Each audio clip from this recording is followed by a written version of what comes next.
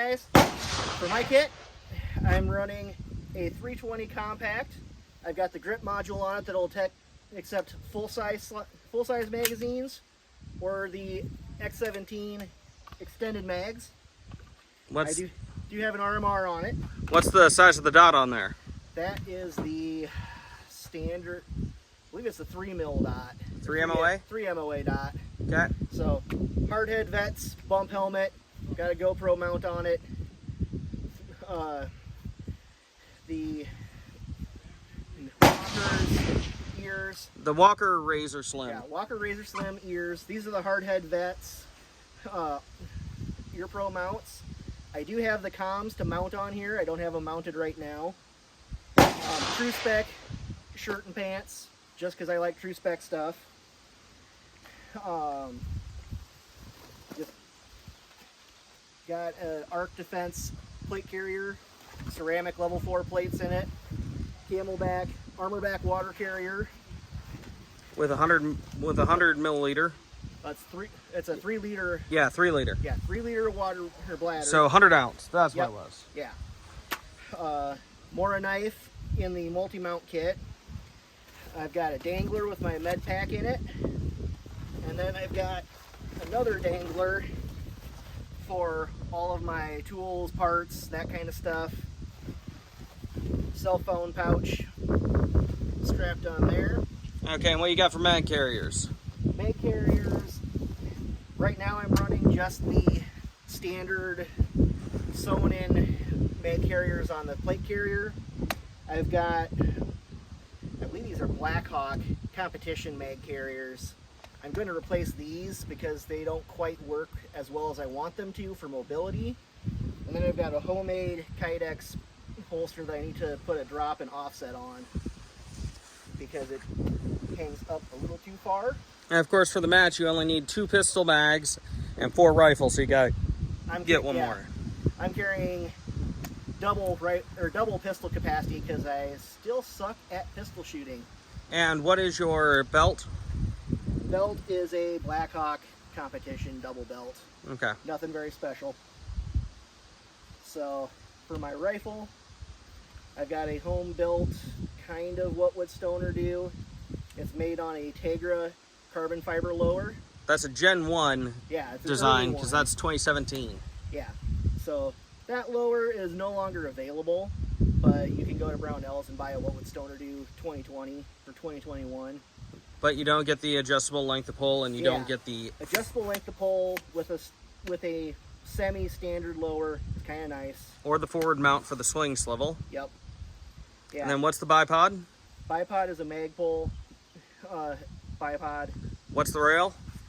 The rail is a Manticore Arms transformer, 15-inch. AFG because I like that for ergonomics. I'm running a standard bird cage on it. I have an Adaball XP6, 1-to-6 low power variable, Radian Raptor charging handle, MFT stock because it's nice and light. And what'd you do for your trigger? Trigger is a jarred trigger. Any idea of the weight? Just it's like 4 pounds. So it's one of their non-adjustable, where you swap out the spring to set the weight. And then, is there any other changes you had made recently to that gun? I did take the Phase 5 bad lever equivalent off, because in this gun, with how loose the lower is, that is a little bit loose there, and it was bouncing that bad lever around enough to induce malfunctions and to release the bolt when I didn't want it to.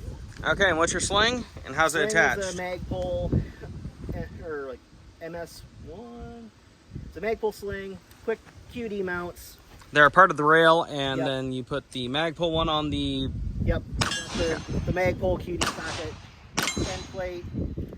The transformer rail has 3 QD sockets machined to both sides. And of course, previously you have been running the sling down here in the stock point, which this and the transformer rail are not anti-rotation, so you can get spun up. Yep.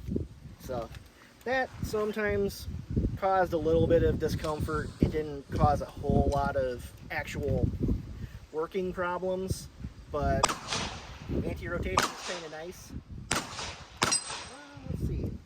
I've got a standard boat carrier, nothing special about it. You should probably open your dangler and show what's in the back dangler. Yep. So, on my back dangler, I just went to Amazon and got, I think it's a P-tack or Pel-tack gear. It's airsoft stuff, but actually turned out to be fairly decent quality. So I've got a pack of fix-it sticks. You want to open it up, show what's in there? Yep.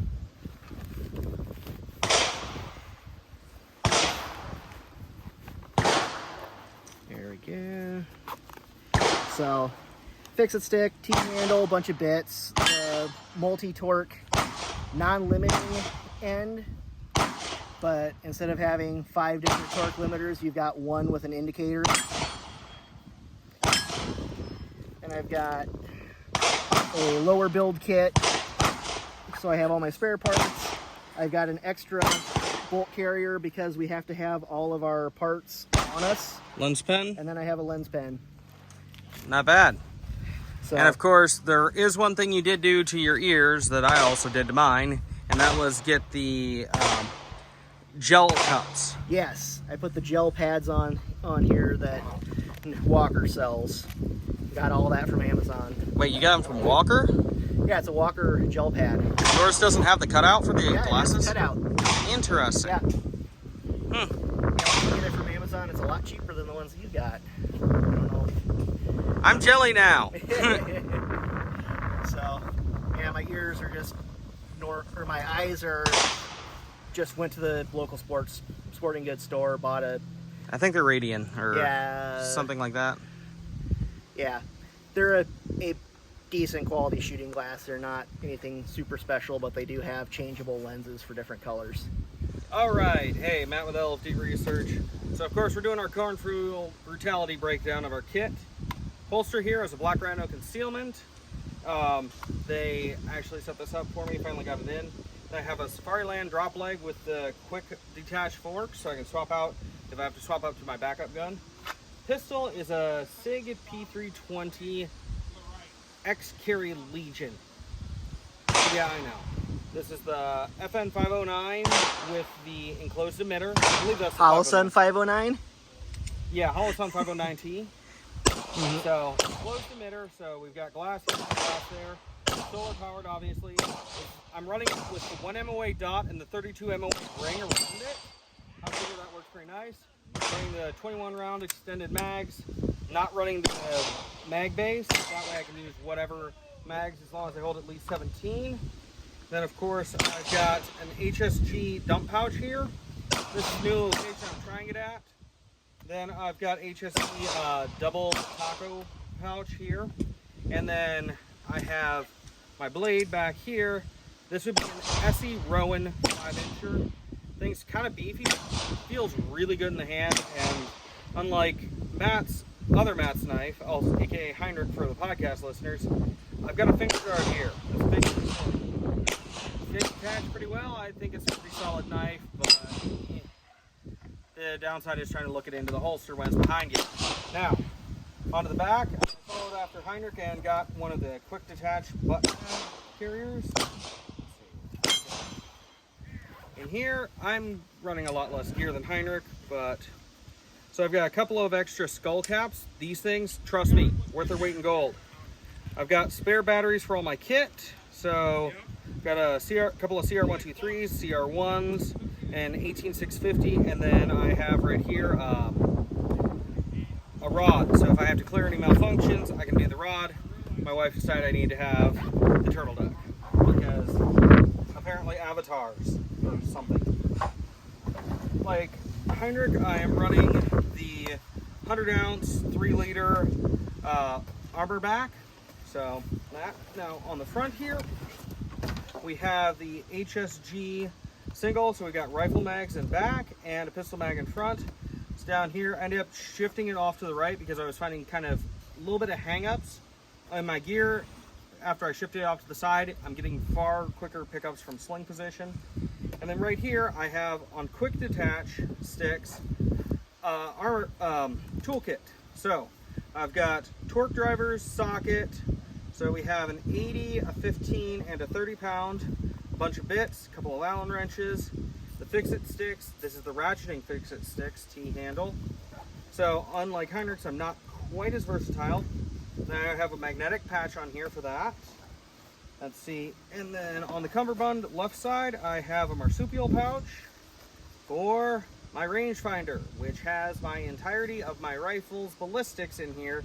Takes atmospherics, gives me the whole 9 yards. So if I'm hitting a target, I can whip this bad boy out, lays it, tells me here's what your hold is, and it's set up for my rifle and everything, so I can just wham and gam. We've done that in practice where you can't really see it, but up the hill there are some targets going up to 800 yards. Sometimes if I'm missing a target, I just do it and it double checks. It's like, nope, you need to be using this hold, and next round I'm gonna hit. So I figure that's good. Then right here I have my med pouch, got a tourniquet here. I actually set this up so I can pull it down, so when I'm actually using it, I can rip it out while I'm still wearing the kit. It's a quick open, got quick detach on the back to pull the sticks off. And then I filed after Matt again and found a cell phone holder here. And this is AR500 carrier with a couple of AR500 ceramic plates a few years ago. They're going to get replaced because, hey, this is the 5th year. It's time for new plates. Might as well look at them first. So the helmet is Hard-Headed Veterans. Again, with the Hard-Headed Veterans mounts for the Ear Pro. And then right here you can see I actually have the comm system set up on my Walker Razor Slims. This integrates quite well, and this will do voice activation, or there's button activation back here for doing the comms. I think that's a really neat setup, and for the price, you really can't beat it. Belt would be a Blue Alpha belt rig. As for the shirt and pants, these are Vars Stelikas. I believe it's the TST line.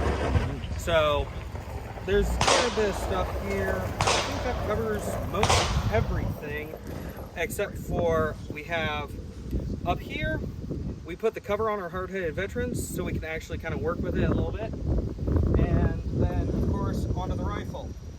I'm running 25 round Magpul P-Mags because I'm running 308 in my Desert Tech MDR. This thing's ridiculous. This is actually an actual MDR. First gen, not the MDRX, the original. I have an American Defense Manufacturing mount here. I was previously using an arrow that weighed about half as much, but I was finding with these ears on, I couldn't actually get in and get a solid sight picture without really fighting it. This one has about a 2.01 inch rise off, so that is where your center of your eyepiece is. When you're running ears like this, especially a harder ear, that actually gets it enough so you can see it. For the flashlight, I'm running a Cloud Defensive Rain. I have the Black Label bipod on this thing, so I can whip this thing out. Got a bipod in it. Again, this thing's 16 inches, running in 308. It's the forward eject, so it's just going to pop out the right side here and just bullets go straight forward. I could flip it and do the other side. And of course, after all of that, we have a Dead Air Sandman K up here on top. So we're running suppressed 308 for the whole 9 yards. And the sling is just the Magpul MS4 sling, I believe is what it is. Just got the slider. I had to move the QD mount up here to a rail mounted one because there is an integral QD here on either side. The problem is it interferes too much with the bipod opening and closing. Also it interferes with the light. I could move the switch forward and had for a while, but I was still finding interference issues. And then you've got integral QD points here on the back. These two are not freestanding either. The only thing that limits the rotation is up here, the Magpul one. Otherwise, all other QDs are free spin. Heinrich, can you think of anything else I forgot? No, I think we're good. Oh, I am running one 20-round mag in my kit just in case I really have to get low. I'm considering swapping that for a 10-rounder instead of a 20.